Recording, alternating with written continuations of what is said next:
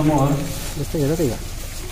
आपल्या परंडा शहराचे भूमिपुत्र आदरणीय श्री सिंह ठाकूर साहेब यांची महाराष्ट्र राज्य विधिमंडळाच्या वतीने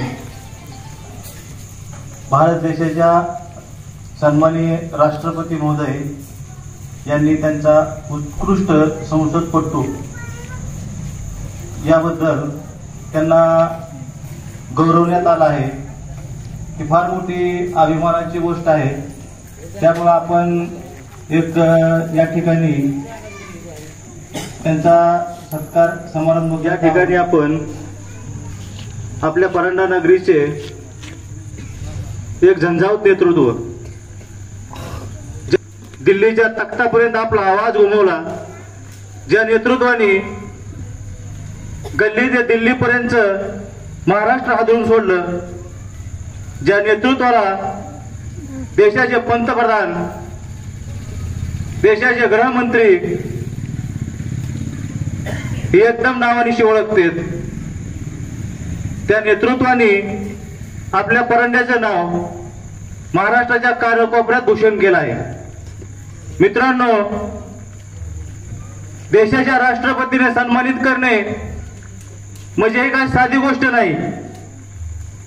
त्यासाठी त्या नेत्याच्या अंगात वक्तृत्व, नेतृत्व त्या सर्व गोष्टीचे ज्ञान असावं लागते। आपल्या भागातल्या प्रश्नाची विधिमंडळात वाचा फोडावी लागते। आपल्या भागातल्या गोरगरीब जनतेचे विषय त्या ठिकाणी मार्गी लावावे लागते।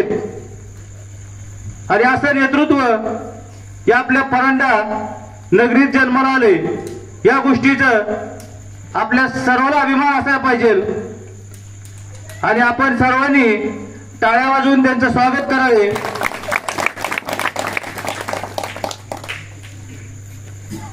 गेल्या 4-5 वर्षाच्या कालखंडामध्ये आदरणीय ठाकूर साहेबांनी या ठिकाणी आवर्जून सांगायची गोष्ट म्हणजे आपल्या भागात ज्या ठिकाणी सीना बोगदा काम जे खंडित झालं होतं, ते होणारच नव्हतं, त्या गोष्टीला त्यांनी राज्य आणि केंद्र सरकारमध्ये त्यांच्या ताकदीवर ते मंजूर करून घेतलं।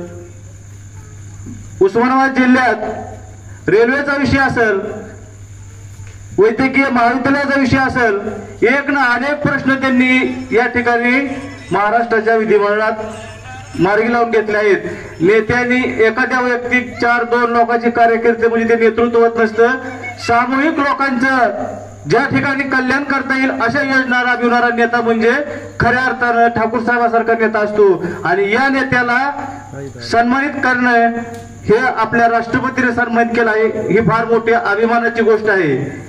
आणि एवढं मोठं नेतृत्व असूनही आपल्या गल्ली बोळातल्या जिव्हाळ्याच्या माणसाशी ते एकदम सलोख्याने राहतात। त्यांच्या कधी आणि अडचणीला रात्र दिवस उपलब्ध असते।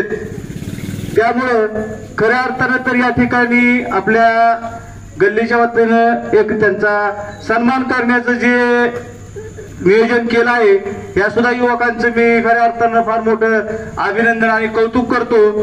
त्यांना खूप खूप भारतीय जनता पार्टीच्या वतीनं शुभेच्छा पण देतो, त्यांचं आभार पण मानतो। एवढं बोलून 2 शब्द संपवतो।